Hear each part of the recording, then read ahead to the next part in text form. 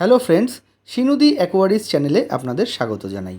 আজকে আমি আপনাদের দেখাবো সানসান HBL 803 মডেলের ফিল্টার কীরকম করে পরিষ্কার করতে হয়। আমি প্রায় 2 মাস হয়ে গেল এই ফিল্টারটা পরিষ্কার করিনি। আমি আজকে এই ফিল্টারটা পরিষ্কার করে দেখাবো কীরকম করে এই ফিল্টারটাকে পরিষ্কার করতে হয় আর এর ভেতরে আমি কি কি বায়োমিডিয়া ইউজ করেছি। চলুন তাহলে বেশি দেরি না করে শুরু করা যাক আজকের এই ভিডিওটা। ফিল্টারটা পরিষ্কার করার আগে আপনাদের কতগুলো ইম্পর্টেন্ট জিনিস আমি বলে দিই। ফিল্টার আপনারা যখনই পরিষ্কার করবেন তখন কিন্তু নর্মাল জল দিয়ে পরিষ্কার করবেন না। সব সময় অ্যাকোরিয়ামের যেই জল আছে সেইখান থেকে প্রয়োজন মতো জল তুলে সেই জল দিয়ে ফিল্টার পরিষ্কার করবেন। না হলে কিন্তু ফিল্টারের মধ্যে যেই বেনিফিশিয়াল ব্যাকটেরিয়াগুলো আছে সেই ব্যাকটেরিয়াগুলো কিন্তু মরে যাবে। একবার বেনিফিশিয়াল ব্যাকটেরিয়া যদি আপনার ফিল্টার থেকে মরে যায় তাহলে কিন্তু আপনার ট্যাঙ্কে আবার নতুন করে বেনিফিশিয়াল ব্যাকটেরিয়া গ্রো করতে হবে, সেটা কিন্তু সময় সাপেক্ষ ব্যাপার। আমি আমার ফিল্টারের কানেক্টিং পাইপগুলো খুলে নিয়েছি। এবার ফিল্টারটা পরিষ্কার করার জন্য জল তুলে নিচ্ছি অ্যাকোরিয়াম থেকে। ফিল্টারের ওপরের এই ঢাকনাটার মধ্যেই মোটর থাকে, এইটাকে বলে মোটর হেড। আমি ফিল্টার হেডটাকে খুলে সাইড করে রাখলাম, ওটা আমার ধোয়ার কোনো দরকার লাগবে না। এবার আমি ফিল্টারের থেকে যেই মিডিয়া বাকেটটা আছে সেই মিডিয়া বাকেটটা টোটাল বের করে নিচ্ছি, নিয়ে জলের মধ্যে রাখছি। এই দেখুন, সবার ওপরে আমি একটা স্পঞ্জ ফিল্টার ইউজ করেছি। স্পঞ্জ ফিল্টারটার অবস্থা খুবই সঙ্গীন, একদম কালো হয়ে গেছে। এর নিচে যেই বাকেটটা আছে ওটাতে আমি একটা গোটা ফিল্টার প্যাড ইউজ করেছি। আমি এখন আমার ফিল্টার প্যাডগুলোকে ট্যাঙ্কের থেকে যেই জলটা আমি তুলেছি সেই জল দিয়ে আমি পরিষ্কার করে নেব, যাতে আমার বেনিফিশিয়াল ব্যাকটেরিয়াগুলো মরে না যায়।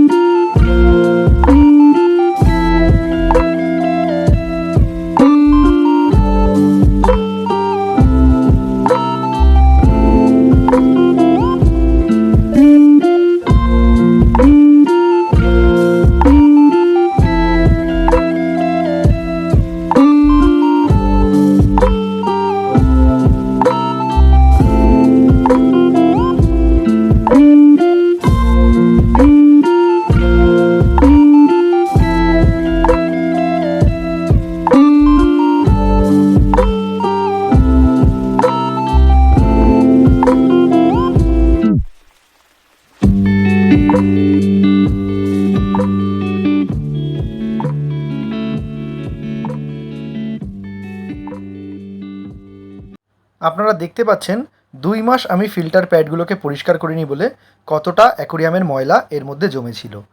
এই ময়লাগুলো যতক্ষণ না ভালো মতন পরিষ্কার হয়ে যাবে ততক্ষণ কিন্তু আস্তে আস্তে এই ফিল্টার প্যাডগুলোকে ধুতে হয়। ভিডিওর শুরুতেই আমি আপনাদের বলেছিলাম যে আমি অ্যাকোরিয়ামের জল দিয়েই ফিল্টার প্যাডগুলোকে ধোবো, কারণ অ্যাকোরিয়ামের জল যদি না দিয়ে আমি কোনো রকম ট্যাপ ওয়াটার বা আরও ওয়াটার দিয়েও যদি ফিল্টারগুলো পরিষ্কার করতাম তাহলে কিন্তু আমার ফিল্টার প্যাডের মধ্যে যেই বেনিফিশিয়াল ব্যাকটেরিয়াগুলো আছে সেইগুলো সব মরে যেত। আমি এবার আপনাদের দেখাচ্ছি কীরকম করে ফিল্টার মিডিয়ার বক্সটা আমি রেডি করেছি। সবার নিচে আমি ফিল্টার প্যাড দিয়েছি, তার ওপরে যেই বায়োমিডিয়াটা আছে তার মধ্যে আমি ছোট ছোট টুকরো করে স্পঞ্জ কেটে দিয়ে দিয়েছি, যাতে বেনিফিশিয়াল ব্যাকটেরিয়া ওখানেও গ্রো করতে পারে। আমি আবার দেখুন নিচের যেই প্যাডটা আছে সেটাকেও ওপরের প্যাডগুলোর মতো ভালো মতো পরিষ্কার করে নেব। এই পরিষ্কারটা কিন্তু নিচের প্যাড ওপরের প্যাড দুটো একসাথেই করতে হয়। আপনারা যদি এই প্যাডটা খারাপ হয়ে যায় সেটা প্রতি 2 মাস 3 মাস অন্তর অন্তর পাল্টে নিতে পারেন। আমার যেহেতু প্যাডটা এখনও খারাপ হয়নি তাই আমি আরেকবার এই প্যাডটা ইউজ করতে পারবো। নেক্সট টাইম আমি যখন আমার ফিল্টার পরিষ্কার করব তখন যদি দেখি আমার ফিল্টার প্যাডটার অবস্থা খারাপ হয়ে গেছে তাহলে আমি এটা পাল্টে নতুন ফিল্টার প্যাড ব্যবহার করব। আমার ফিল্টার প্যাডগুলো পরিষ্কার করা হয়ে গেছে। আগে কীরকম অবস্থা ছিল ফিল্টারের আর এখনের প্যাডগুলোর অবস্থা দেখুন, তাহলেই আপনারা বুঝতে পারবেন ফিল্টার প্যাডটার মধ্যে কতটা নোংরা ছিল। আমি আপনাদের জলের কালারটাকেও দেখিয়ে দেবো। জলের কালারটা দেখলেও আপনারা আইডিয়া করতে পারবেন ঠিক কতটা পরিমাণ নোংরা এই ফিল্টার প্যাডগুলো আপনার ট্যাঙ্ক থেকে ময়লা টেনে আপনার ট্যাঙ্কে একদম ক্রিস্টাল ক্লিয়ার ওয়াটার রাখতে সাহায্য করে। আমি আপনাদের আরেকবার দেখিয়ে দিই কীরকম করে ফিল্টারটা আমি সেট করছি। সবার নিচে আমি ফিল্টার প্যাড দিয়েছি, তার ওপরে পিমিক স্টোন, তার ওপরেও পিমিক স্টোন, একদম ওপরেরটায় একটা ফিল্টার প্যাড দেওয়া আছে, আর তারপরে মোটর যেই জায়গায় থাকবে সেখানে একটা হাফ ফিল্টার প্যাড দিয়েছি। আমি ওপরের বাকেটটাতে হাফ কটন প্যাড ইউজ করেছি, তার কারণ এই পাশের ফাঁকা জায়গাটায় আমার মোটর হেডটা বসবে, সেখানে যদি কোনো রকম অবস্ট্যাকেল হয় তাহলে কিন্তু জল বেরোতে প্রবলেম হবে। দেখুন বন্ধুরা কত ময়লা বেরিয়েছিল। আমি এবার ফিল্টারটাকে জল দিয়ে ভর্তি করে দিচ্ছি।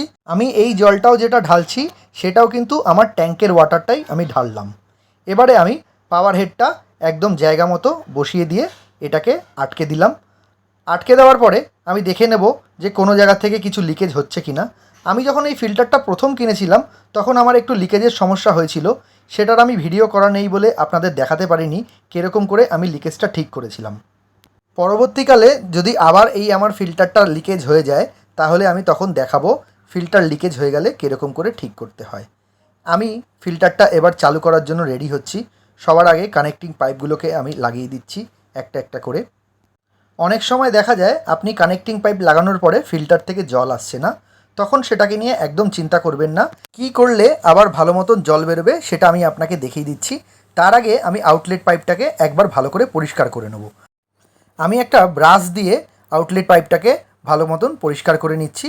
তারপরে আউটলেট পাইপটাকে আবার আমি আমার ট্যাঙ্কে ফিট করে দেবো। অনেক সময় দেখা যায় ফিল্টারের সমস্ত কিছু লাগানোর পরেও ফিল্টার থেকে জল বেরোচ্ছে না।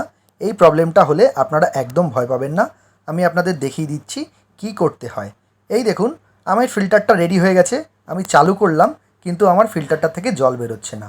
আমি আবার ফিল্টারটা বন্ধ করে আউটলেট পাইপটা খুলে এই ঢাকনাটার ওপর থেকে সামান্য পরিমাণ জল অল্প অল্প করে দিয়ে দিলাম। আমার দেখুন ফিল্টারটা চালু হয়ে গেছে। তাহলে বন্ধুরা আমার এই ভিডিওটা আপনাদের কেমন লাগলো সেটা আমাকে জানাতে কিন্তু ভুলবেন না।